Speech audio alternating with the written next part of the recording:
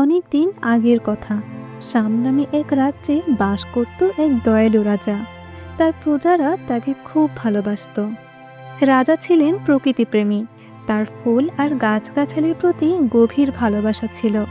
নিজ প্রাসাদে তিনি একটি বিশাল রাজকীয় বাগান তৈরি করেছিলেন। প্রতিদিন মাগরিবের নামাজ পড়ে রাজা সেই বাগানে যেতেন। একদিন বাগান থেকে ফিরে এসে রাজা এশার নামাজ পড়ে ঘুমিয়ে পড়লেন। তিনি স্বপ্নে দেখলেন আকাশ থেকে 4টি পরী নেমে এসেছে। প্রথম পরী মাটি স্পর্শ করতেই সেখান থেকে সোনার গাছ বেরিয়ে এলো। দ্বিতীয় পরী হাত নাড়ালো আর সেই গাছে রূপার ডালপালা তৈরি হলো। তৃতীয় পরী হাত নাড়াতেই ডালপালায় হীরা দিয়ে তৈরি পাতাগুলো ঝলমল করে উঠল। রাজা অবাক হয়ে সেই বিস্ময়কর গাছটিকে দেখলেন। ঠিক তখনই একটি পরী আপেলে রূপান্তরিত হলো আর সেই গাছে এসে বসলো এক অদ্ভুত প্রাণী। সেই আপেলটি খেতে শুরু করলো। রাজার তৎক্ষণাৎ ঘুম ভেঙে গেল। তিনি স্বপ্নে দেখা সেই গাছটি নিজের বাগানে পেতে মনস্থ করলেন। পরদিন সকালে রাজা তার দরবারে একজন বিজ্ঞ স্বপ্ন ব্যাখ্যাকারীকে ডেকে পাঠালেন।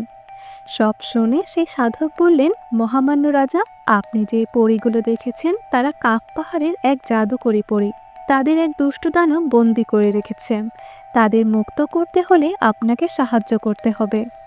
রাজার সাথে সাথেই ঘোষণা দিলেন, যে দানবের হাত থেকে পরীদের মুক্ত করবে তাকে আমি মোটা অঙ্কের পুরস্কার দিব। প্রলোভনে অনেকেই চেষ্টা করল, কিন্তু কেউ সফল হলো না। রাজার একজন বিশ্বস্ত মন্ত্রী ছিলেন। মন্ত্রী বলল, মহারাজ, আমাকে সুযোগ দিন, আমি পরীদের মুক্ত করব। রাজার হুকুম পেয়ে মন্ত্রী তার যাত্রা শুরু করল। প্রতিমধ্যে একদিন গভীর বনে মন্ত্রী এক আহত মানুষের দেখা পেল। মন্ত্রী তাকে প্রয়োজন মতো সাহায্য করল। সেই ব্যক্তিটি কৃতজ্ঞতা প্রকাশ করে মন্ত্রীকে বলল, তোমার প্রতি দানবের দয়া হোক, সে খুবই ভয়ঙ্কর।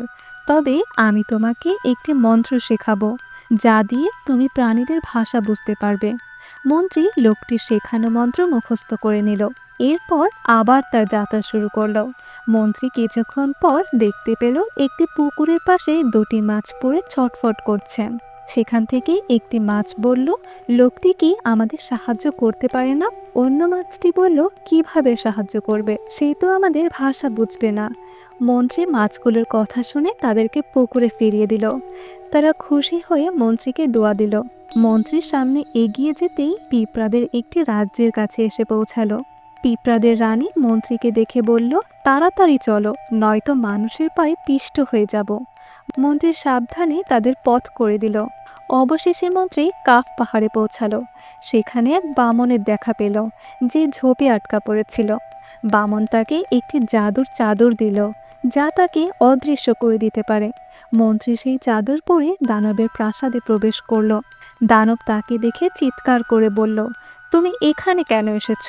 মন্ত্রী শান্ত কণ্ঠে বলল, আমি পরীদের মুক্ত করতে চাই। বলো কিভাবে তা সম্ভব?